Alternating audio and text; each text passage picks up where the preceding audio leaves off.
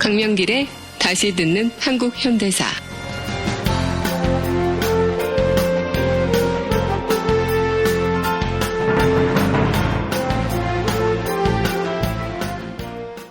제44강 남북협상 38선을 베고 죽을지언정.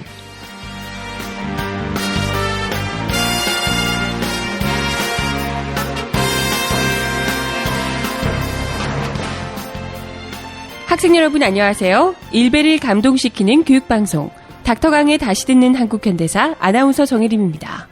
본 방송은 박세길의 다시 쓰는 한국현대사와 서울대학교 출판부의 한국사 특강 그리고 고등학교 한국사 교과서를 토대로 진행됩니다.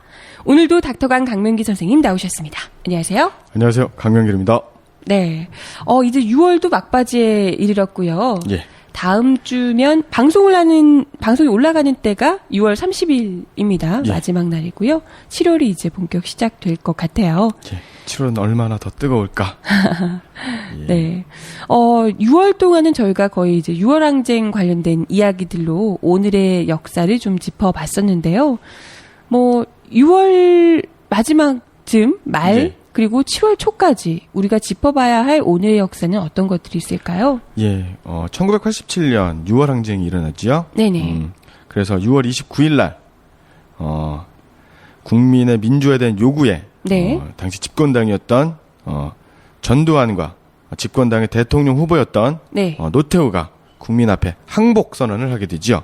바로 이것이 1987년 6월 29일에 있었던 6.29 선언입니다. 아, 그렇군요. 예. 그러면 방송이 올라가는 날에 바로 전날이겠네요. 예, 6.29 맞습니다. 선언이고요. 이 선언을 통해서 대통령 선거를 직선제로 하겠다라는 공표를 된 건가요? 예, 그렇죠. 그 전까지는 바로 통일주체 국민회의라고 해서요. 예, 허수아비들이죠. 예. 그 대통령을 간선제로. 예. 체육관 선거라고 하는 게 예, 바로 맞습니다. 그거죠. 예. 예. 이렇게 했었던 선거를 네. 대통령을 국민의 힘으로, 네네. 국민의 투표로 그죠. 직접 선출하게 된 직접 선거. 네. 이게 87년이니까 뭐 얼마 안 된 겁니다. 우리나라 그 직선제, 직접 그렇죠. 민주주의가 마치 당연한 것처럼 느껴지지만 예. 특히나 이제 어린 친구들 같은 경우에는 당연히 날 때부터 원래 그런 거라고 생각하기도 쉬우실 텐데 특히나 원래 초등학교 이런 반장 선거 이런 것도 그 이전에는 원래 없었다고 하더라고요. 예, 반장 선거도 없었고요.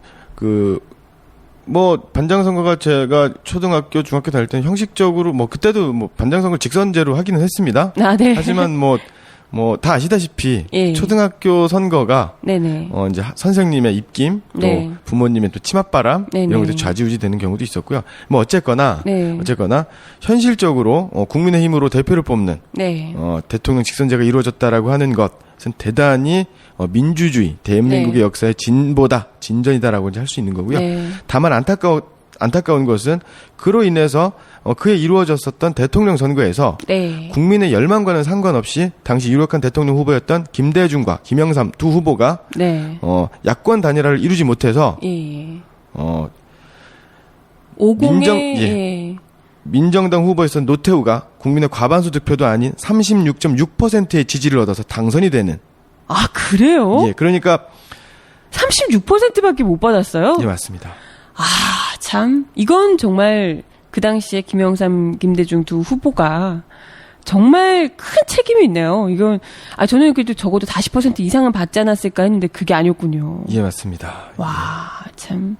네. 특히나 이제 아까 또 잠깐 얘기 드리려고 했지만 50의 책임이 똑같이 있는 거잖아요. 전두환 못지않게. 예. 똑같이 사형 선고를 같이 받기도 했던 인물인데요. 그런 사람이 국민의 그것도 6월 항쟁 피해 항쟁이라고 불릴 정도로 예. 온 국민이 정말 격렬하게 저항하며 만들어냈던 그 결과물을 다시 또 이 쓰레기통에 박아버린 셈이 되지 예. 않았나 싶습니다. 얼마나 많은 사람들이 피를 흘렸습니까? 박종철, 이한열 열사뿐만 네. 아니라 감옥에 가고 네. 여러 가지 불이익을 당하면서까지 민주주의를 지키려고 노력을 했었던 이런 것들이 네네. 한순간에 야권 단일화가 되지 않음으로써 그렇죠. 민주주의가 형식적인 민주주의는 진전을 이루었으나 네. 내용적인 민주주의의 진전은 글쎄요 역사가 이제 평가를 해야겠지만 이루어지지 않았다, 좀 부족했다라고 네. 보는 것이 맞고, 또한 역사청산, 그렇죠. 그 다음에 군사 반란에 대한 역사적 단죄가 맞습니다. 이루어지지 예. 않았다라고 하는 것이 오늘날 2014년까지 그러네요. 이어지고 있다라는 면에선 너무나 안타깝고, 네. 이것에 책임이 있는 김영삼 전 대통령과 김대중 전 대통령, 그다음에 네. 그와 함께 정치를 했었던 정치 지도자들은 책임을 네. 피하기가 어렵지 않나라는 생각이 듭니다. 네. 그때 당시 그러한 이 야권 단일화가 이루어지지 않아서 결국은 역사청산도 하지 못하고 민주주의에 대한 열망도 꺾여버리는 이런 결과를 냈던 것이 현재의 정치에서도 충분히 우리가 타산지석 삼아야 될 부분이 분명히 있지 않나 이런 생각을 하게 되네요. 예, 맞습니다. 네. 그 역사 프로그램이지만 최근에 그 세월호 참사 네네. 이후에 그 총리의 어떤 인사청문회 문제가 그렇죠. 있지 않습니까? 네네. 요것과 관련된 역사적인 또 사건이 하나 있습니다. 아, 그래요? 예, 바로 이제 임진왜란 직후죠. 네. 임진왜란이 1592년부터 7년 동안 네. 펼쳐졌고요. 그래서 1605년, 그러니까 임진왜란의 전후 수습의 과정에 선조실록에 보면은요. 네. 어떤 내용이 있냐면, 외적에게 항복한 사람의 후손에게 과거 응시 자격을 정지하게 한다. 라는 교서가 반포가 됩니다. 이게 이제 이 6월쯤인가요? 예. 그러니까 1605년 6월 29일입니다. 똑같은 6월 29일 날 이런 예. 일도 그러면 이건 지금 우리 일제 강점기 시절이 아니고 임진왜란 시절이죠. 예, 임진왜란 시절에 예. 그때는 오히려 친일파를 어떻게 처분해야 된다라는 것이 확실하게 그렇죠. 정부 차원에서 있었다는 거죠. 예, 맞습니다. 그 비만기로 일렀다라고 네네. 하는 이제 구절부터 시작이 되는데요. 비만기라고 하는 게 잊지 말아야 하는 그런 기록이다, 이런 뜻이지요. 이런 구절이 있습니다. 이번 문과인 중에, 문과인이라고 하면 문과 시험, 과거 시험에 급제한 사람 중에 한원이란 자가 있는데 네. 그의 사조를 보니, 4대조 조상을 보니 성세령의 외손이었다. 성세령은 바로 외적을 맞아 항복하여 성 안에서 같이 산 인물이니 그의 자손이라면 사관이 정거시켜야 마땅했다. 이 정거라고 하는 건 과거 시험 응시 자격의 정지 처분을 얘기하는 겁니다. 예. 참. 그리고 이런 구절이 있습니다. 이런 자에 대해서 엄격히 다스리지 않고 잠깐 사이에 가벼이 용서해 준다면 인륜의 기강이 없어지고 말 것이다. 대저 사대부로서 임금을 배신하고 적에게 항복한 그 추악한 행동이야말로 어찌 지아비를 버리고 다른 사람에게 개가한 것보다 심하지 않겠는가. 그런데 사군자로서 사대부지요. 네. 그의 자손과 어깨를 나란히 하고 임금을 섬기려 한단 말인가. 예, 이러한 기록이 네. 남아 있습니다. 비만 기록이 잊지 말아야 되는 기록이라는 예. 이야기로 남아 있다고 하는데요. 이게 참 그때 당시뿐만이 아니라 사실 조선 시대 이럴 때도 그렇게 철저하게 일제 그것도 임진왜란이면 잠깐 전쟁을 했던 시기잖아요. 그렇죠. 식민 지배를 당한 예. 것이 아니고. 네네네. 그럼에도 불구하고 이렇게 철저하게 관직에 오르는 것까지 막을 정도로 사실 이게 당연한 얘기일 겁니다. 예, 맞습니다. 우리가 지금 그렇게 정말 처참한 시기를 보내고도 제대로 청산하지 못했던 현재가 오히려 좀 의문스러운 거죠. 예. 이 비만 기록을 우리가 꼭 잊지 말아야 되겠다 이런 생각이 드네요. 예. 네. 오늘의 역사 6월 29일 이야기로 두 가지 이야기를 함께 해봤고요. 그러면 본편을 이제 함께 봐야죠. 44번째 강의 오늘 함께 하시도록 하겠습니다. 예. 지금 여러분께서는 강명길의 다시 듣는 한국 현대사를 듣고 계십니다. 형성평가 1번. 다음의 보기는 임진왜란 직후인 선조 38년 6월 29일에 첫 번째 기사로 조선 왕조실록에 기록된 내용이다. 잘 듣고 땡땡땡에 들어갈 알맞은 말을 고르시오. 보기. 이번 문과 급제 중에 한원이란 자가 있는데 그 4대조를 알아보니 성세령의 외손이었다. 성세령은 임진년 별난 때 연로하다는 것을 핑계로 성중에 앉아있다가 외적을 맞아 항복하고는 딸을 외장의 처가 되게 하였다. 심지어는 출입할 때에 외 무리들로 하여금 가마를 매게까지 하는 등 사심을 행해 못하는 짓이 없었으니 그의 본심을 추적해보면 외적보다 심하다 하겠다. 어찌 사대부로서 이런 행동을 하리라고 생각이나 하였겠는가. 그의 자손이라면 땡땡땡을 정지시켜야 마땅했다. 1. 월드컵 광화문 응원.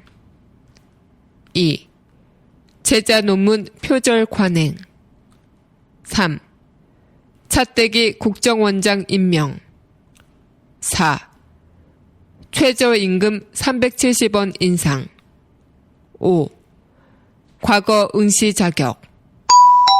제44강 남북협상 38선을 베고 죽을지언정 편입니다. 예.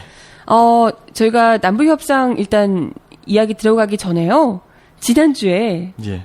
43강에서요. 38선은 누가 그었나 편이었죠. 근데 여기서 제목은 이렇게 해놓고 저희가 정작 중요한 누가 어떻게 그었는지에 대해서는 얘기를 구체적으로 안 하고 넘어갔더라고요. 예, 그렇네요. 질문만 던져주고 답을 안 드렸어요. 예, 말씀드리겠습니다. 네. 그 당시에 그 한반도에는 미군보다 네. 소련군의 진주가 네네. 더 빨랐었던 게 또 사실이었죠. 예. 그러다 보니까 미군 입장에서는 그 소련군이 한반도 전체를 점령해버리면 이거 되게 이제 조바심이 났었던 겁니다. 그렇죠. 동아시아에서의 예. 패권 문제 때문에. 그래서 그 일본 히로시마와 나가사키 핵폭탄도 먼저 터뜨리게 됐던 것이고 네. 이렇게 됐는데요. 구체적으로 38선이 그어진 근본적인 이유는 소련군의 남하를 네. 막기 위해서 네네. 였었던 거고요. 1949년 6월 17일 네. 미 육군 전사실 그 소속의 해리슨 대령이 전화 그 인터뷰를 합니다. 그 네. 미 육군 작전국장이었던 헐 중장하고 네네. 예.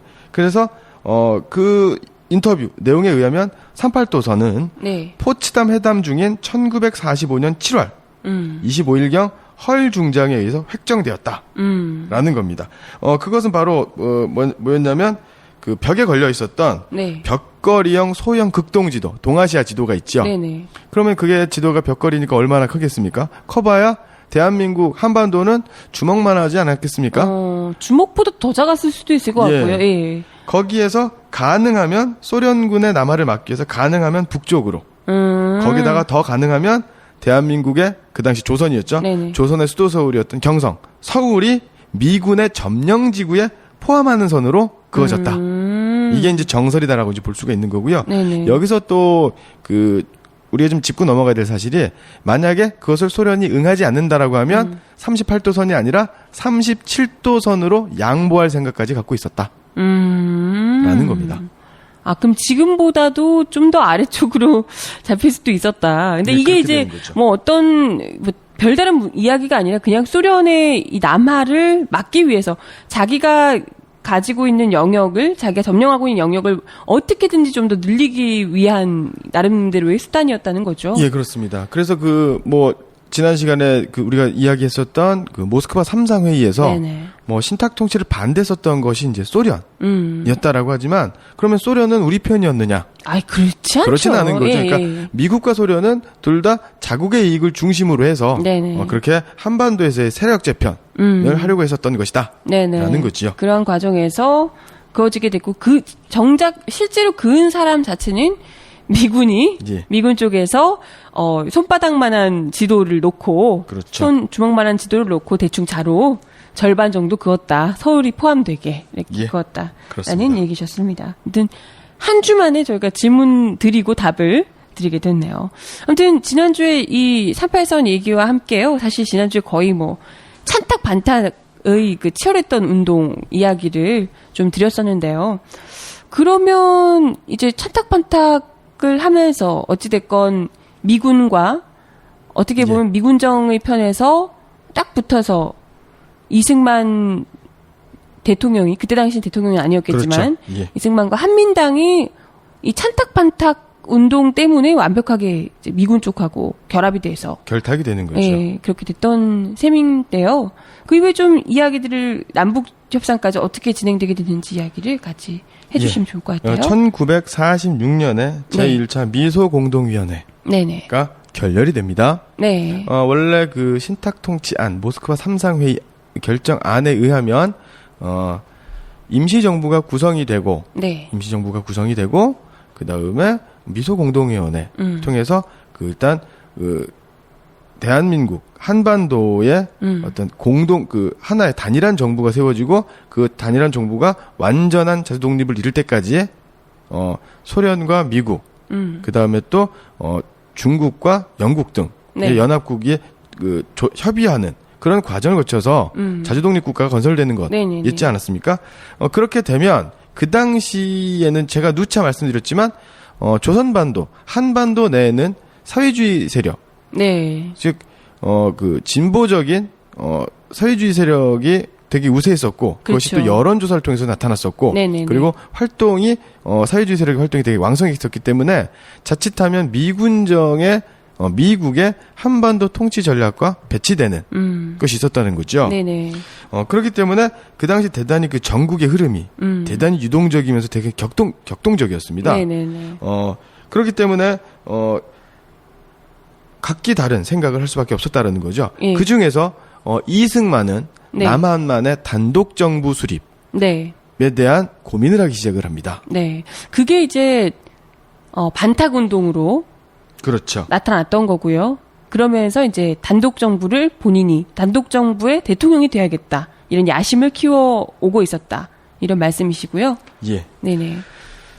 그런 과정에서 우리가 굉장히 주요하게 지금 논의해야 될 네. 우리가 좀 알아야 될 사실이 바로 이제 좌우 합작이었었다라는 겁니다. 네. 이 좌우 합작이라고 한다면 좌우 합작은 바로 뭡니까? 사회주의 계열과 민족주의. 그다음에 보수 진영과 진보 진영이 힘을 합치는 거죠. 네네. 이러한 전통은 바로 대한민국 임시정부 시절에도 있었던 것이고요. 예, 그렇죠. 우리가 다섯사에서 이제 앞부분에 한 서너 달 전에 네네. 광주 학생 운동이 네네. 있지 않습니까? 예. 이때 신간회. 네네. 그다음에 또 순종황제 인산일날 있었던 60만세 운동. 네네네. 그다음에 1930년대 임시정부의 좌우합작처럼 네, 그렇죠. 좌우합작의 전통이 그렇죠. 있었습니다. 그래서 그러니까 외세에 의한 위기가 있거나 이런 경우에 특히 이런 좌우합작을 통해서 나라의 위기를 좀 이겨내보고자 하는 예. 이런 분들이 있었고 여운형 선생님 같은 경우에도 이 좌우합작이 어찌됐건 그렇죠. 예. 건국동맹 그다음에 네네. 또 건국준비위원회 그렇죠. 그다음에 또 지역의 인민위원회를 통해서 좌우합작 그러니까 예. 좌우의 어떤 이념과 계층을 초월해서 네. 조국의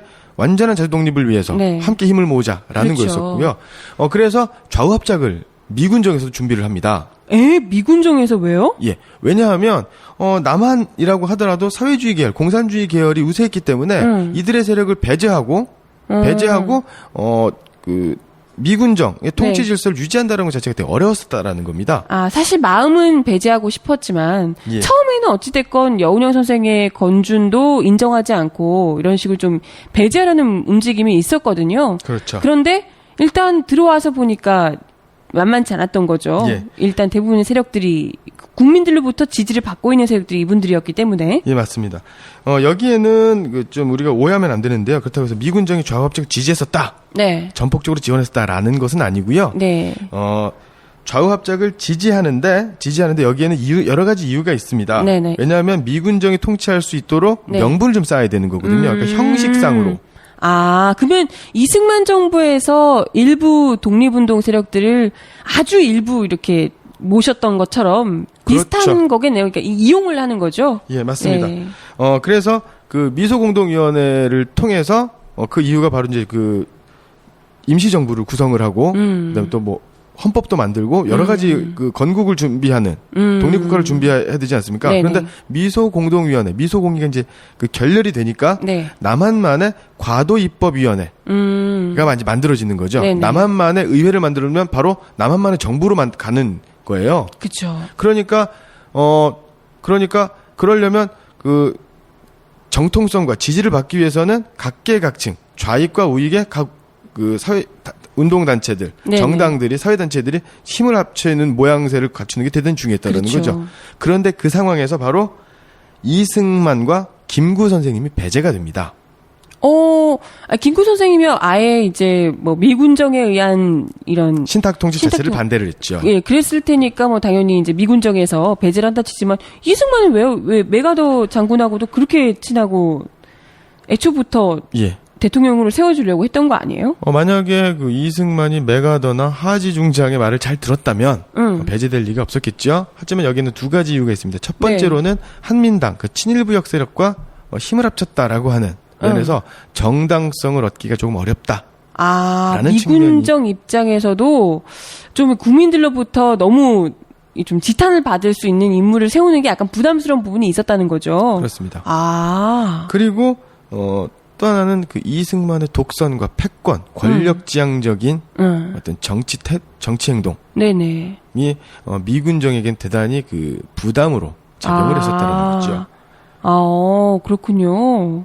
예. 의외네요. 우리가 생각했을 때는 거의 뭐 미군에게 싹싹 기어서 열심히 미군도 굉장히 흡족하게 생각하고 잘 대통령까지 된 것 같은데. 아니 그러면 좌우합작으로 생각을 하면서 김구 선생과 이승만까지 배제를 했다면 뭐 미군 중에서 누구를 설마 여운형 선생님? 네, 맞습니다. 김규식 선생님을 중심으로 해서 네네. 여운형 선생님하고 그 당시에 그 보수 우익의 대표적인 분이었던 안재홍 선생. 같이 건준을 하셨던 분이죠. 그렇죠. 예. 이런 분들과 함께 남조선 과도입법위원회라든가 좌우합작을 시도하려고 했었던 것이고요. 이것은 바로 이제 미군정이 구상하고 있었던 남한 단독 정부의 정권 형태와 네네. 연결되었다. 라는 겁니다. 그러니까 그 좌우합작의 개념이 우리 그 여운형 선생님이라든가 우리 민족 지도자들의 좌우합작하고 미군정이 생각하는 좌우합작하고 좀 다르다라는 게 좀 알 필요가 있고요. 그렇죠. 예. 그랬겠죠. 그러면 여기서 또 이제 의문이 생기는 거죠. 네. 미군정도 남한만의 단독 정부 수립을 원했고 네. 이승만도 단독 정부 수립을 원하는 겁니다. 그렇죠. 이게 바로 그 이승만의 정읍 발언이라고 하는 겁니다. 정읍 발언? 예. 그게 뭔가요? 정읍 발언이라고 하는 것은요. 그 전라북도 정읍에서 네네. 전라북도 정읍에서 이승만 당시 이제 대통령이 앉았죠. 네. 이승만이 정읍에서 남한만의 단독 정부를 수립하겠다라고 해서 모스크바 3상 회의의 결정 사항이라든가 우리나라 국내 여론이었었던 그 남북 분단을 막고자 하는 이런 네네. 것이 정면으로 배치되는. 아니 근데 그런 얘기를 한다고 해서 뭐 이렇게 자기 마음대로 되는 건 아니잖아요. 그렇죠. 그때만 해도 미군정이 어찌됐건 이승만을 배제하고 예. 추진을 하고 있던 상황에서 예. 단지 그냥 단독 정부 수립하는 것에 같이 찬성한다고 해서 받아줬을 리는 없을 텐데 그러면 어떻게 대체 이 꿈을 이룬 건가요, 이승만? 예. 여기에는 바로 이승만의 사설 정보 조사 기관이 있었다라는 겁니다. 정보기관이요? 예. 뭐 국정원 같은 뭐 이런 걸 얘기하는 건가요? 그건 이제 국가정보기관인 거고요. 사설로? 사설정보기관이 있었다. 이것은 지금 밝혀지지 않은 내용이었었거든요, 여태까지. 네네네. 예, 이게 바로 이제 2003년에 네. 김혜수 선생님이 이화여자대학교 김혜수 선생님께서 단독으로 논문을 발표하신 내용이 있습니다. 그럼 요거를 말씀드리기 전에 바로 이제 정읍 발언이 뭐냐? 예. 듣겠습니다. 1946년 6월 3일 네. 이승만이 그 당시 정치 지도자였죠. 네. 전라도 정읍에서 남한만의 단독 정부 수립을 공식적으로 주장한 네. 발언입니다. 네네. 모스크바 3상회의가 그 결정에 따라서 미소 공동회의가 1차 회의가 열림이지만 네. 미국의 반대로 미국의 지연 작전으로 인해서 결렬이 됩니다. 네네. 그러니까 그러고 나서 좌우합작 운동이 전개가 됐었다라는 네네. 거죠. 이렇게 되면 좌우합작이 전개가 되면 좌우합작으로부터 배제가 되는 이승만은 네. 위기의식을 느낀 겁니다. 그렇죠. 자기가 또 이제 권력욕이 있는 사람이기 때문에 예. 여기서 내가 배제되면 또 특히나 그래서 행여나 좀 그죠. 민족 세력들이 맞습니다. 잡게 되면 큰일 날 수 있기 때문에 예. 그리고 자신을 지지해줬었던 친일파 처단 문제가 전면적으로 대두가 되기 때문에 그렇죠. 그러면 자신의 지지 기반도 없어지게 되는 거죠. 그러니까 네네. 정치적인 어떤 그 입지도 네. 굉장히 축소 아니면 뭐 거의 정계 은퇴라고 봐야겠죠. 그렇죠. 이런 예. 정도 상황이 발도 못 붙이게 될 예. 수 있기 때문에 그 상황에서 미군정이 남한만의 단독 정부 수립을 계획하고 있다는 소식이 국내에 전해집니다. 그때 지방 여행에 나서고 있었던 네. 그러니까 좌우합작에서도 배제되었던 이승만이 지방 여행을 가다가 정읍에서 무기휴회되고 있는 미소공동위원회가 재개될 기미도 보이지 않고 있다. 통일정부를 고대하지만 여의케 되지 않으니 남한만이라도 임시정부 혹은 위원회 같은 것을 조직하여 38도선 이북에서 소련이 그러니까 철수하도록 세계 공론에 호소해야 할 것이다. 여기에는 두 가지 문제가 있습니다. 남한만이라도 임시정부, 임시위원회를 조직한다라고 하는 건 분단을 기정사실화하겠다. 라는 거고요. 38도선 이북에서 소련이 철수한다라고 하는 건 남한에서는 미군도 철수해야 되는 거거든요. 그렇죠. 그런데 소련에 대해서만 이야기를 했다. 네네. 라는 거죠. 그래서 이승만 이 발언 이후에 남한 단독 정부의 수립에 본격적으로 나섰고 그리고 47년 네. 46년 12월부터 47년 4월까지 6개월 동안 5개월 넘게 미국으로 건너가서 남한만의 단독 정부 수립을 촉구하는 외교 활동을 벌이고 돌아오게 되는 거죠. 이게 바로 이승만에 의해서 남북 분단이 고착화되는 그러네요. 결정적인 계기가 되었다. 사실 생각에서는 글쎄 뭐 미국이 그걸 원하고 있었기도 했겠지만 미국이 먼저 이걸 좀 밀어붙이지 않았을까 생각을 했는데 그게 아니라 사실상 그 상황에서 먼저 선포를 하고 그 운동을 직접적으로 적극적으로 전개한 것이 다름 아닌 이승만 전 대통령이었네요. 예. 여기에 결정적인 역할, 네. 이승만이 대통령이 될 수 있었던 결정적인 역할. 네네. 우리 그 독립협회 편에서도 서재필에 대해서 얘기하지 않았습니까? 네네. 필립 제이슨 같은 경우는 미국 시민권자이기 때문에 서재필 박사도 아니죠. 의사 네. 서재필을 대통령으로 추대하려고 하는 움직임이 있었으나 미국 시민권을 포기하지 않았기 때문에 그렇죠. 대통령이 되지 않았다라는 네네. 거예요. 그 상황에는 이승만이 배제되었다라는 거죠. 그러니까 미국의 그 입맛에 맞으면서도 자신의 정치적인 세력을 유지할 수 있기 위해서는 남한만의 단독 정부, 그러니까 미국과 입장이 같은 그런 이야기들을 계속 해야 되는 거죠. 그러면 그런 요구들이 자꾸 많다라고 하면 미군정 혹은 미국에서도 명분이 쓰게 되는 거죠. 그렇죠. 예, 그러한 것들을 도울 수 있는, 지지하고 지원할 수 있는 기관이 바로 사설정보기관, 영어로는 KDRK입니다. KDRK. 그러니까 이승만 전 대통령은 본인의 정치적 입지를 마련하기 위해서 미군정의 입장을 미리 알고 스스로 대변하고자 하는 그렇죠. 그런 걸 어쨌건 대변을 하려면 그들의 입장이 어떤지를 면밀하게 알아야 되기 때문에 예. 자기 일종의 국정원 같은 사설 정보 기관을 두고 그렇죠. 미국의 입장 뭐 이런 것들을 미리미리 예. 파악을 했다는 말씀이시군요. 거기다가 예, 경쟁 상대인 뭐 김구 선생님이라든가 뭐 여운영 선생님이라든가 그럼 또 다른 정당이라든가 사회단체들의 어떤 움직임과 동향을 파악할 수 있는 네네. 정보기관이 필요했었던 그들보다 거죠. 더 발빠르게 미국의 입맛에 맞춰서 움직이기 위해서. 그렇죠. 사실은 국내 기반으로 이제 한민당이 있지만 한민당은 결국에는 미군정의 손바닥 위에 있는 거 아닙니까? 그렇죠. 그러니까 미군정이나 미국을 움직이지 않고서는 자기 중심의 권력으로 그 정치 질서를 재편할 수가 없었다라는 거죠. 그렇기 때문에 새로운 권력기관 내지는 새로운 정보기관이 필요했었다라는 거고요. 그 정보기관의 이름이 KDRK. 이 뭐의 약자냐면요.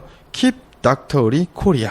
헐. 그러니까 이 박사의 대한민국을 지켜라. 뭐 헐. 이런 정도가 되는데요. 예, 여기서 이 박사는 우리가 보통 그 성씨를 영어로 표기할 때는 LEE 아닙니까? 네네. 요즘은 이제 맞춤법 표기라든가 외래 표기법이 바뀌어서 YI로 이제 쓰는 경우도 있지만 그때는 RHEE. 그래서 Doctory. 그래서 Keep Doctory Korea. 이런 약칭으로 사용이 되었습니다. 이 정보기관은요, 측근 비서도 거치지 않는 그 이승만의 직보 예, 체계였군요. 직보 체계였었고요. 그리고 이 정보 보고서도 이승만이 직접 받아보았습니다. 야, 그러면 지금 현재 이런 안기부나 국정원 이런 류가 사실상 이명박이 아니라 이승만 전 대통령 그것도 대통령 되기 전부터 예. 나라가 되기 전부터 만들어졌던 거네요. 정보기관부터 먼저. 예. 우리가 이제 국가정보원, 네네. 국정원이라고 하죠. 국정원의 전신이 뭐 안기부, 국가안전기획부였고요. 그 이전이 바로 이제 그 중앙정보부였는데 네네네. 이 중앙정보부는 바로 그 5.16 군사반란, 네. 5.16 군사쿠데타 이후에 그 김종필에 의해서 만들어진 것이 바로 이제 그 중앙정보부, 국가정보원의 전신 아닙니까? 그거보다 훨씬 이전에 만들었다라는 거고요. 이러한 그 사설정보기관, 이승만의 네. 사설정보기관의 존재 활동 내용은 미 군정 참모부, 그 CIC라고 하는 미 군정 참모부, 그러니까 방첩대입니다. 네. 알지 못했습니다. 존재 자체를 알지 못했습니다. 야, 정말 예. 은밀하게, 치밀하게 준비를 했단 말이네요. 예. 그래서 이승만의 그 사설정보기관은요, 이승만의 활동에 대한 현재까지 역사평가에서 빠져있는 공백 중에 하나다라는 거죠. 예. 아, 이렇게까지 해서 그것도 그런 정보들을 모아서 미군에게, 미군정에 잘 보이기 위함이었던 거잖아요. 어떻게 대통령으로 날 찍어주세요라는 것을 하기 위해서. 예. 아, 참, 이렇게까지 해야 했을까. 그것도 그렇죠.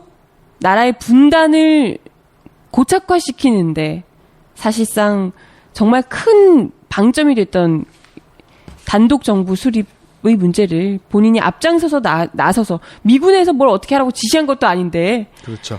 나서서 그걸 먼저 외치고 다니면서 그것도 사설 정보기관까지 써가지고 준비를 하면서 그렇게까지 나라의 분단을 만들어야 됐을까? 예.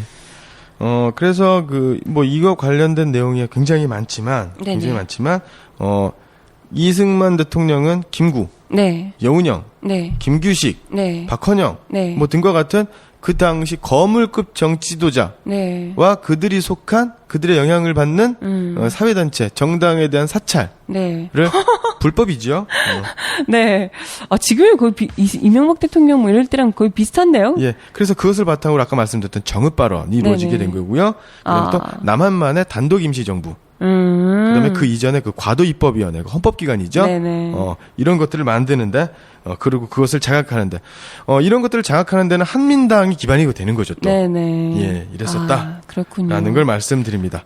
그저 조국의 독립과 우리 민족의 통일된 정부를 수립하기 위해서 그것만을 위해서 온몸을 바치셨던 그런 분들이 이렇게 정치적 이해관계, 정략적 선택 이런 것들하고는 전혀 또 거리가 멀 거거든요. 이런 예. 분들이 그저 자신의 안위나 이런 걸 위해서 독립운동을 하셨던 분들이 아니었기 때문에 그렇기 때문에 어떻게 보면 이승만이 참 그런 쪽으로는 영악하고 그렇게 이용해서 자신의 권력을 차지하고 그런 것에는 정말 재빨랐다 이런 생각이 드네요. 예, 그렇죠. 만약에 그 머리를 그런 식으로 돌아가는 머리를 우리 외교적으로 본인의 권력을 차지하는 데가 아니라 대한민국의 통일된 주권 국가를 세우는데 예. 써줬더라면 얼마나 좋았을까. 아쉬움이 얼마나 크네요. 좋았을까. 예.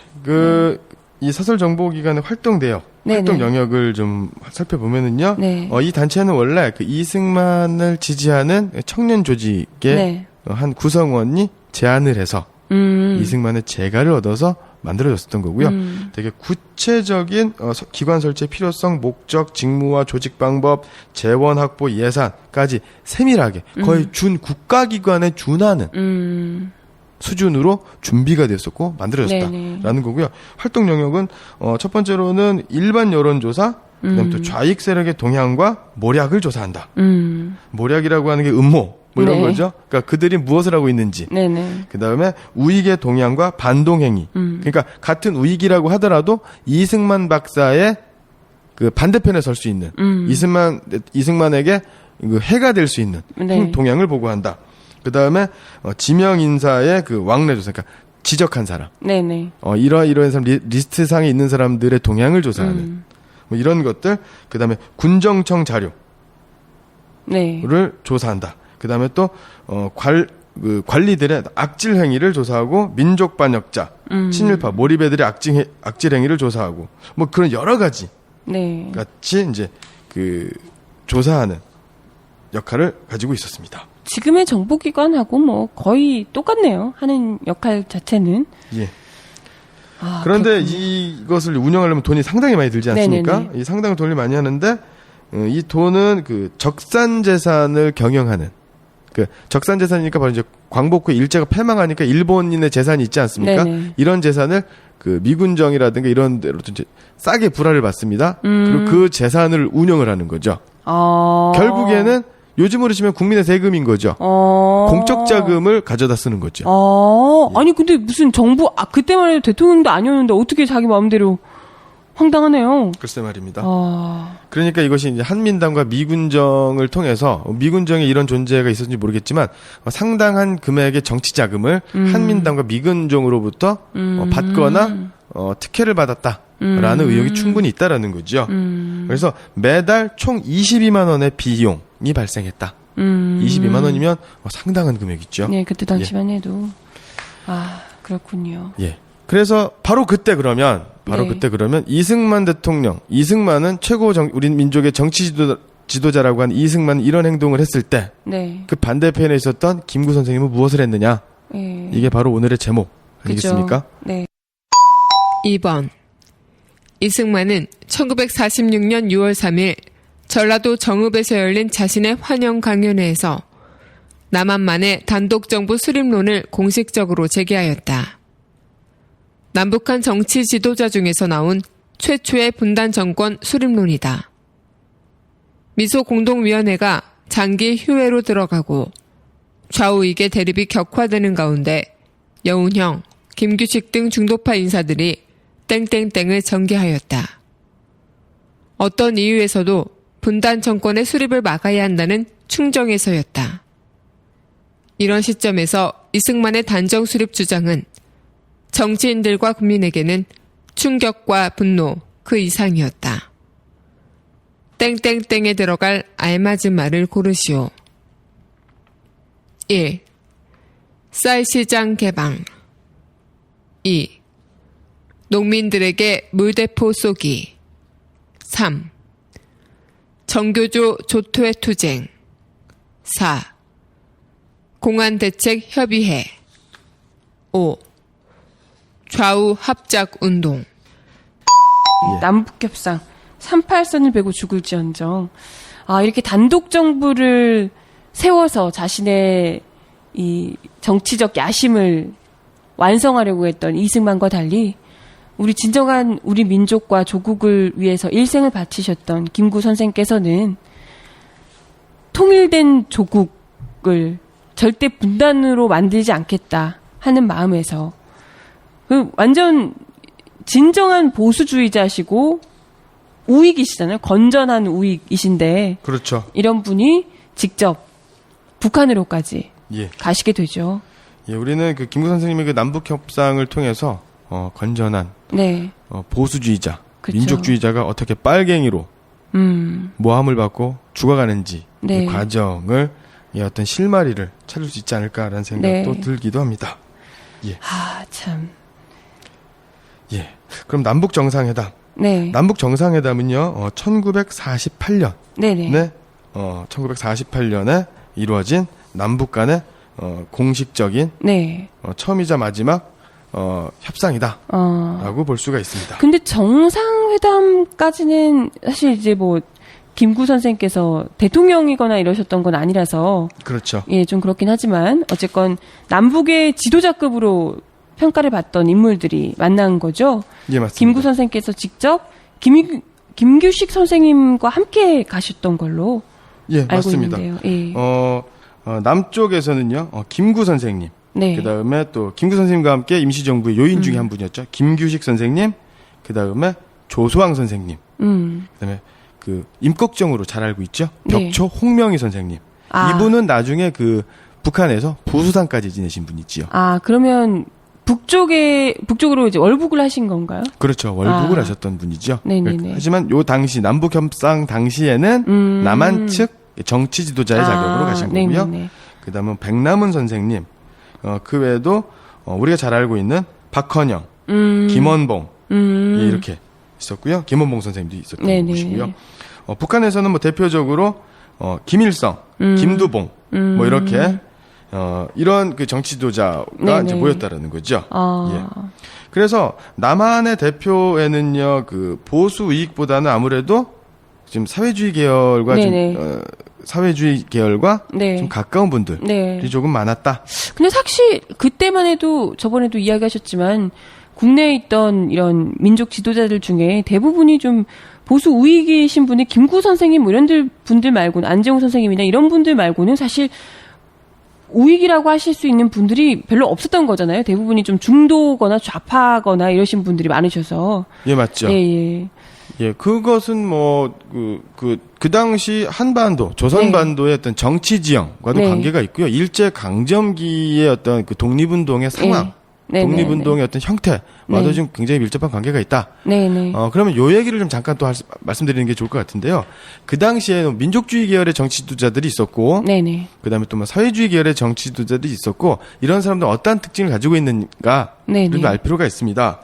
먼저 그 강대한, 그 강력한 어떤 야수적인 일본 제국주의에 맞서서 조국의 독립을 이루기 위해서는요, 민족주의뿐만 아니라 사회주의, 네. 이가 이제 합작할 필요가 있었다라는 거죠. 네네. 더군다나 민족주의적 지도자하고 사회주의 계열의 지도자들은 좀 약간 정치적인 성향이 다릅니다. 네네. 왜냐하면 민족주의 계열의 정치 지도자들 같은 경우에는 김구 선생님과 몇 분을 제외하고 대부분 남한에 네. 존재했던 분들이 많습니다. 네네. 그러다 보니까 어떤 구체적인 정치 활동을 하는 것이 대단히 어려웠다라는 거고요. 그 다음에 그 중국 관내에서 독립운동을 네. 하던 김구 선생님이라든가 뭐 김규식 선생님이라든가 네. 김규식 선생님을 민족주의자다 혹은 사회주의 계열이다라고 보긴 조금 어려운데 네네. 약간 평가가 좀 엇갈리긴 하지만 그 중국 관내에서 활동하셨던 민족주의 계열의 네. 정치 지도자들 같은 경우에는 어떤 특정한 어떤 정치 세력, 네. 독립운동 세력을 가지고 국내에 와서 활동하는 것 자체가 불가능했죠.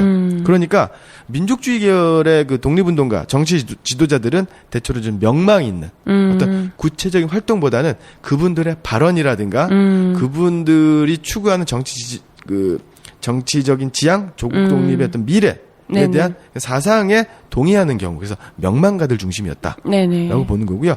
그다음에 또 사회주의 계열 같은 경우에는 아무래도 1930년대 이후에 항일 무장 투쟁을 주도했던 분들이기 때문에 네네. 대체로 전투적이고 조직적인 그러한 좀 특징을 가지고 있습니다. 네. 그러니까 외부에 노출이 되지 않는. 그러면서 그 당시에는 합법적으로 현실 정치나 현실 조직 체계를 드러내놓고 할 수가 없지 않습니까? 네네. 그러니까 비밀 조직이다라고 이제 볼 수가 있는 거고요. 네네네.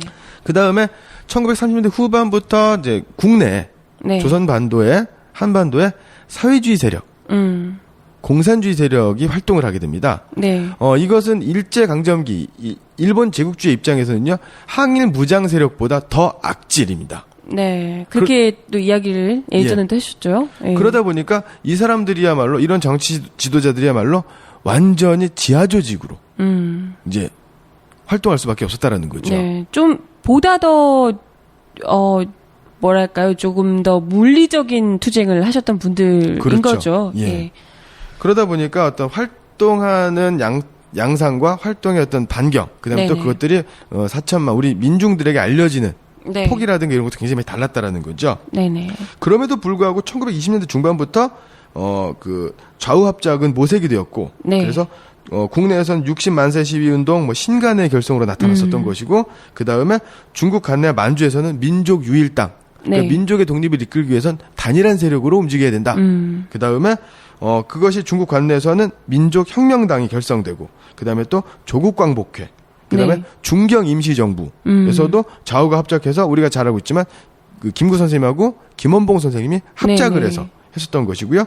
그것이 바로 그 광복 직전에는 건국동맹, 네. 그 다음에 건국준비위원회, 인민위원회, 네. 그랬죠. 그리고 나서 모스크바 3상회의의 결정사항에 대해서 동아일보의 왜곡 보도가 있으면서 미군정의 남한만의 단독 정부를 수립하려고 하는 움직임에서 찬탁과 반탁, 분할 통치, 분할 점령을 반대하는 움직임에서도 좌우 합작이 1946년 그 이승만의 정읍 발언 이후 2, 3년 동안 꾸준하게 좌우 합작이 모색이 되는 겁니다. 단독 정부만, 그러니까 찬탁이냐 반탁이냐 때문에 좀 혼란스러웠지만 그 이후에 단독 정부를 수립하는 것만큼은 막아야 된다. 통일된 그렇죠. 정부를 수립해야 된다는 것만큼은 우리 민족 지도자들이 좌우할 것 없이 다 똑같은 마음이었다는 거죠. 그렇죠. 그래서 사실 지난주에도 이야기 하셨지만 김구 선생님께서는 반탁이셨고요. 이승만과 다른 의미로 반탁을 외세 침략을 막아야 된다. 외세 점령을 막아야 된다는 의미에서 반탁이셨고 약간 다른 쪽의 진영에 계셨던 분들은 사회주의 계열은 이런 분들은 그래도 일단은 한 5년 정도 도와주는 개념으로 해서 그렇죠. 찬탁하는 것이 좋다. 신탁을 하는 것이 괜찮다라고 해서 찬탁인 입장이었습니다. 그래서 어떻게 보면 좀 달리 굉장히 격렬하게 붙었던 찬탁 반탁 운동에서 좀 이 결이 달라서 사이가 안 좋았을 수도 있었겠지만 오히려 단독 정부를 세우려고 하는 이 이승만과 그리고 미군정의 입장은 철저하게 반대하는 통일 정부를 세워야 된다는 입장에서는 좌우 할 것 없이 똑같은 심정이셨다라는 이야기이세요. 예, 맞습니다. 네네. 그렇기 때문에 한마디로 정리하면 이 좌우 합작이라고 하는 것은 바로 네. 민족 대단결과 같은 말이다. 네. 라고 이제 볼 수가 있다라는 거죠. 네네. 자주성을 중심으로 해서 민족의 완전한 독립국가 건설을 이룬다라는 것입니다. 그러한 것들을 통해서 바로 그 남북 협상이 네. 이루어졌다라는 거죠. 네네. 예. 다시 말씀드리면 1948년 4월 남한만의 단독 정부 수립에 반대하는 김구, 김유식 선생님 등이 네. 남북 통일 정부 수립을 위해 북한의 평양으로 가서 북한 측 정치 지도자들과 협상한 것을 바로 남북 협상이다. 네. 라고 얘기할 수 있는 거죠. 네. 그래서 남북 협상을 일단 가셔서 그때 당시에 이제 아까 이야기하신 대로 이승만 정부가 아니었죠, 그때. 그렇죠. 단독 정부를 수립하기 위해서 계속해서 국내 작업을 하고, 미국에 가서도 미군정의 이런, 뭐랄까요, 이게 좀, 관심을 끌려고, 예. 미군정의, 도움을 얻기 위해서 자신을 그렇죠. 대통령으로 만들어달라. 이런 어필을 계속해서 하며 국내 공작을 벌이고 있는 동안, 우리의 다른 민족 지도자들께서는 단독 정부를 수립하기 위해 북에서 같이 만나신 겁니다. 예, 맞습니다. 이때 이제 만나셔가지고 어떤 협상 과정에서 어떤 이야기들이 좀 오갔을지가 궁금해요. 그렇죠. 이것은 바로 이제 거기서 무엇이 논의되었느냐가 네네. 이제 중요한 거죠. 네네. 바로 분단의 상황을 타개할 수 있는 네. 그 남과 북의 단독 정부 수립을 통해서 발생하게 될 남북 그 분단의 고착화를 어떻게 막을 것이냐. 그 다음에 민족의 분열을 막고 통일을 이룩하기 위해서 정파적인 정치적인 입장의 차이를 뛰어넘어 통일을 이룩하기 위한 대책은 무엇이냐. 즉 하나의 민족, 하나의 국가, 하나의 정부의 네. 좌익과 우익이 그 두 정치 세력이 공존할 수 있는 방안을 마련하여 동족 상잔, 남과 북이 분단되는 네네. 비극을 막기 위한 민족의 대단합 네. 하는 사건이었다라고 네. 볼 수가 있는 거죠. 네. 그래서 어떤 것들이 좀 구체적으로 논의가 된 건가요? 여기서 어떤 구체적인 어떤 행동이 이루어졌다기보단 여기 채택된 성명서, 네. 그다음부터 어떤 회의 결과에 무엇을 주장하고 있는지를 네네네. 좀 살펴볼 필요가 있습니다. 1948년 4월 30일 마지막 날이 됩니다. 남북 네네. 협상의 마지막에 발표된 남북 조선 재정당 사회단체 공동 성명서라는 게 발표가 됐는데요. 네. 여기에는 몇 가지를 주장하고 있습니다. 첫째, 외국 군대가 철수하는 것은 조선 문제를 해결하는데 가장 정당하고 유일한 방법이다. 즉, 북쪽에는 소련. 소련군이, 남한에는 미군이 네. 있음으로 인해서 외세에 의해서 점령되고 이 점령군에 의해서 우리나라 정치 세력이라든가 정치 질서가 네. 실제로 그렇죠. 네. 왜곡이 되고 있으므로 네네. 이것이 외국 군대가 철수해라 라는 거고요. 또 두 번째로는 외국 군대가 철수한 이후에 내전이 발생할 수 없다. 그러니까 민족 간의 갈등, 네네. 이러한 전투 상황이 이루어져서는 안 된다. 전쟁은 막아야 된다. 네, 예. 라는 것이었었고요. 세 번째로는 외국 군대가 철수한 이후에 전 조선 정치회의를 그러니까 뭐 정치 지도자들이 출동해서 총동원돼서 이러한 정치회의를 소집하여 민주적인 임시 정부를 즉시 수립한다.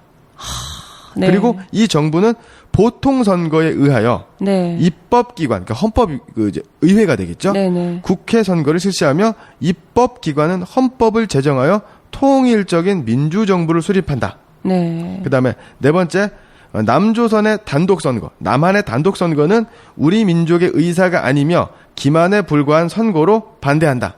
예, 4가지 조항으로 되어 있는데요. 네네. 여기에서 그 남한만의 단독 정부 같은 경우에 그 남한만의 단독 정부를 찬성한 사람이 바로 한민당.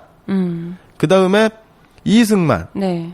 그 다음에 미군정 아닙니까? 그렇죠. 이 한민당 같은 경우에는 남한만의 단독 정부가 수립되지 않고 그 임시정부, 네. 한반도에 유일한 임시정부가 수립이 되면 반드시 역사청산이 이루어질 거고 친일파 그렇죠. 단죄가 이루어지는 거죠. 예. 바로 정말 처벌돼야 되는 대상이기 때문에 정말 얘기만 들었는데도 이 남북협상 결과 나온 성명서가 이대로만 됐더라면 얼마나 좋았을까 이런 생각이 들 정도입니다. 예. 그런데 그럼에도 불구하고 아까 앞서서 이야기도 하셨지만 이렇게 남북의 지도자들이 모여서 정말 유의미한 성명서 협상을 했음에도 불구하고 이것이 남과 북으로 돌아갔을 때 지금 남에서 준비하고 있던 단독 정부 수립 이 물결에 휩쓸려서 제대로 빛이 발하지 못했고요.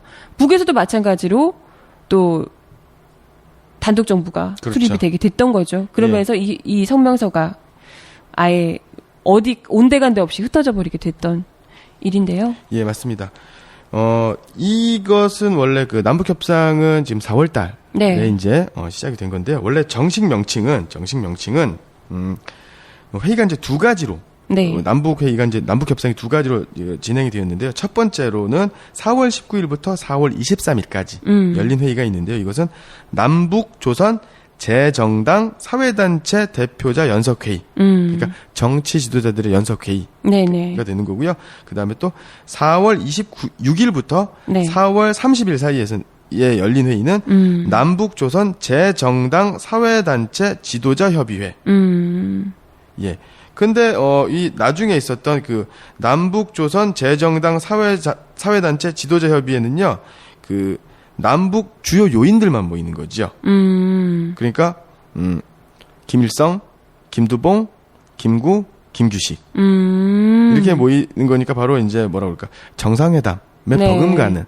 물론 남과 북의 어떤 그 정부는 없었지만 네네네. 가장 명망 있고 영향력 있는 정치 지도자들이 북한 같은 경우는 사실 김일성과 김두봉은 사실상의 그 최고위 정치 지도자. 그때 이미 그렇죠. 예. 예 역할을 수행하고 네. 있었고 남한에서는 좀 사정이 다르지만 그러니까 북의 입장에서는 김구 선생님하고 김규식 선생님은 어떤 특정한 정당의 대표, 정치 지도자이긴 했지만 그 남한을 대표하는 정치 지도자다라고 이제 보기가 어렵죠. 왜냐하면 거긴 이승만도 있었고 네네. 여운형 선생도 있었고 예. 여러 선생님들이 계셨다라는 예. 거죠. 그럼에도 불구하고 김구 선생님을 그 협상 그 회담의 대표자로 파트너로 인정을 한 인정했다라는. 거죠. 예. 근데 이제 이것을 가지고 남한에서는 네. 동아일보와 한민당은 공산주의자의 꿰매 빠졌다. 이제 이렇게 이제 매도를 하게 되는 네네. 이렇게 되는 거지요. 예. 그래서 이렇게 이제 이름은 다르지만 2가지 네. 회의가 이제 이루어졌었고요. 처음에는 원래 4월 달에 한 것은 아니었고요. 그 이전부터 네. 그 논의가 되었었다는 겁니다.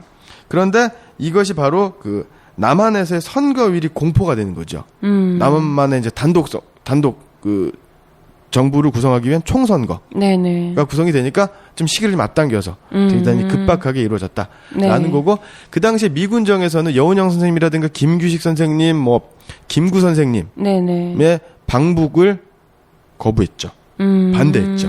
그걸 막으려고 굉장히 많이 노력을 했습니다. 그랬겠죠. 예. 참 안타까운데요. 이렇게 특히나 김구 선생께서 이게 지금 48년도에 그렇죠. 했었던 48년입니다. 거잖아요. 네, 47년에 여운현 선생님께서 돌아가시고. 암살을 당하셨잖아요.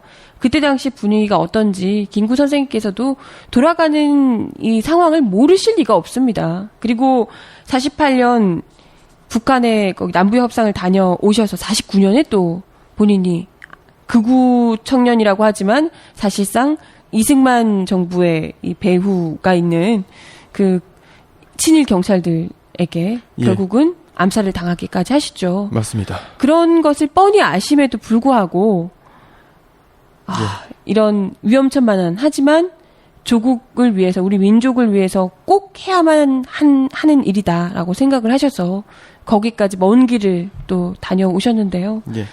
물론 이 남북 지도자 회의에 남북 네. 협상에 좀 아쉬운 점이 있었던 건 아닙니다. 처음부터 이제 북한에 이용당하고 네. 그다음에 남한의 그 구구적인 단독 정부 세력, 구구 네. 단정 세력한테 역적으로 몰리는 거죠. 매국노. 네, 그다음에 네. 또 빨갱이로 몰리면서 탄압받을 것이라는 지적이 있었습니다. 네.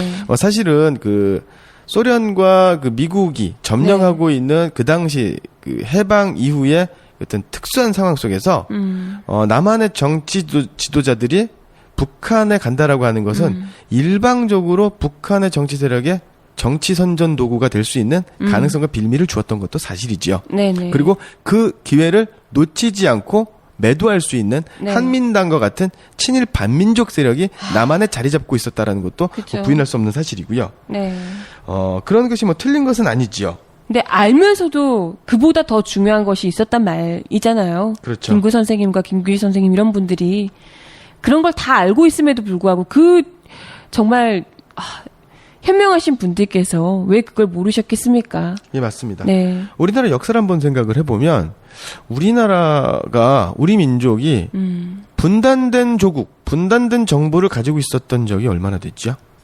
우리가 알고 있기로는 그 통일신라, 네. 신라와 발해, 네네. 그때 잠깐 아닙니까? 그렇죠. 그러고 나서 뭐 고구려 백제, 그 고대국가 시절에 통일이 되면서 고려, 백제, 네. 이게 단일한 정부, 단일한 국가를 1000년 이상 지탱해온 나라인데 네. 그러한 민족에게 일제 강점기 이전이나 이후나 분단된 조국이라고 하는 건 그 상상, 꿈에도 네. 생각하지 못했었다라는 거죠. 그렇죠. 근데 그런 것이 엄연하게 현실로 다가왔을 때 내가 만약에 김구라면, 내가 만약에 김구 선생님이고 김규식 선생이라면 이 상황을 어떻게 했을까? 민족의 간절한 열망인 독립을 네. 몸소 실천해 왔었던 독립운동가는, 그렇죠. 독립운동가들은 분단을 원했었을까? 이게 지금 보여주는 거잖아요. 예. 지금 만약에 이 김구 선생님하고 김규 선생님이 그다음에 또 그 당시 우리 민족 지도자들이 남북 협상을 외면했다면 우리의 역사는 얼마나 비참하고 얼마나 초라해졌을까라는 네. 생각이 좀 듭니다.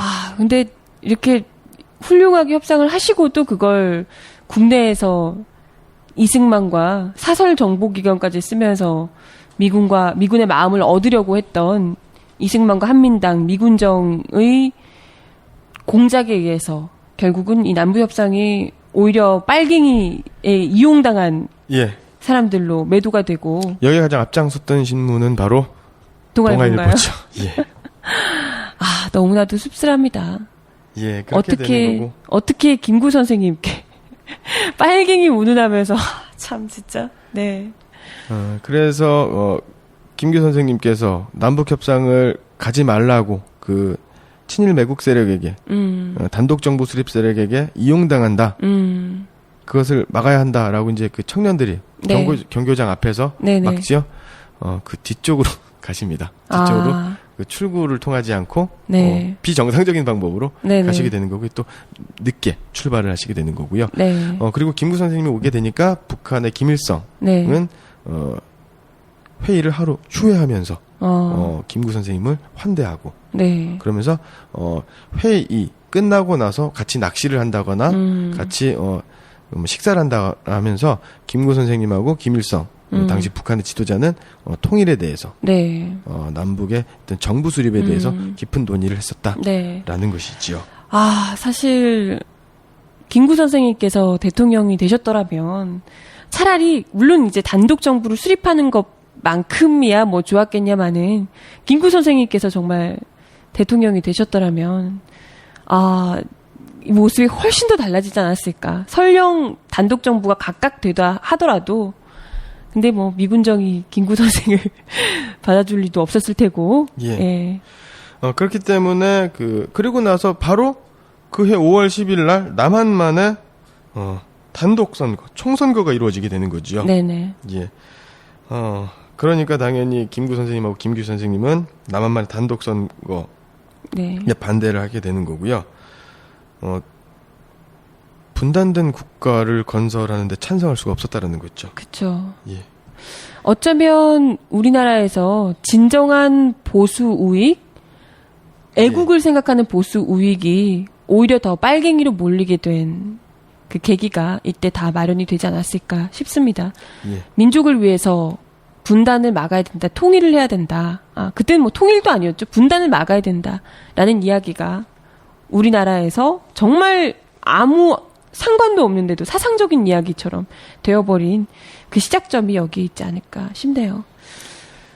3번 1948년 4월 19일에 열린 전조선 재정당 사회단체 대표자 연석회의는 남한만의 단독정부 수립을 반대하는 남북의 정당 사회단체 대표들이 50 단독선거를 저지하고 통일민주국가 수립을 위해 대책을 논의한 회담을 말한다.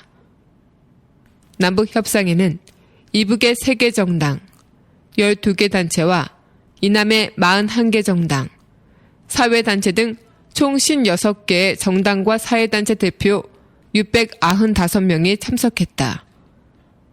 성균관대학교 교수 서중석은 연석회의는 1945년 8월 15일에 광복 이후 처음으로 남과 북의 지도자들이 한자리에 모였다는 점에서도 의의가 있으며 공동 성명서에 담긴 내용은 당장에 실현되기는 어려웠으나 통일 국가 수립 방안을 구체화했다는데 중요한 의의가 있다고 평가했다. 다음 중 남북 협상에 참가하지 못한 사람은 누구인지 고르시오. 1. 김구 2. 김규식 3. 김일성 4. 김두봉 5.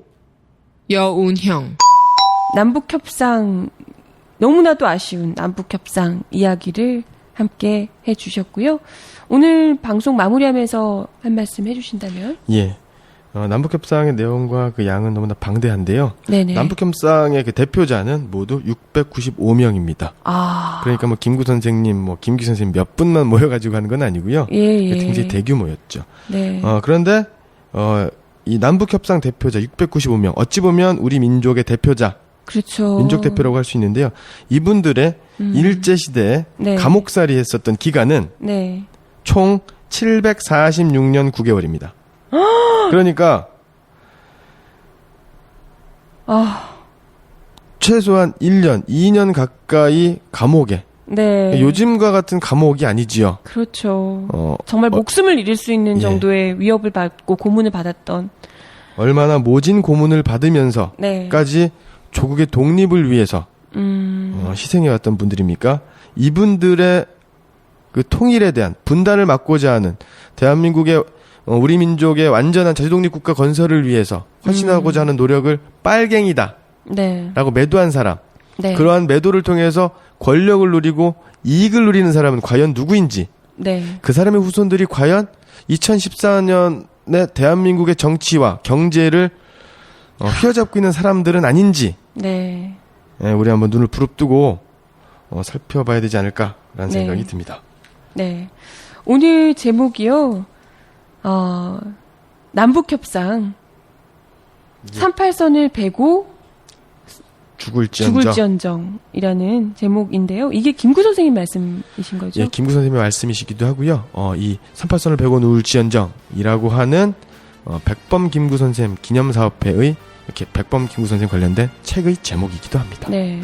38선을 베고 죽을지언정 절대 분단만을 막겠다라고 하셨던 백범 김구 선생, 그리고 695분의 우리 민족 지도자들의 그 절박한 심경이 어떠셨을지 우리가 잘 되짚어보는 시간이 되셨길 바랍니다. 네, 오늘 44번째 강의 함께 하셨고요. 오늘도 말씀 감사합니다. 예, 고맙습니다.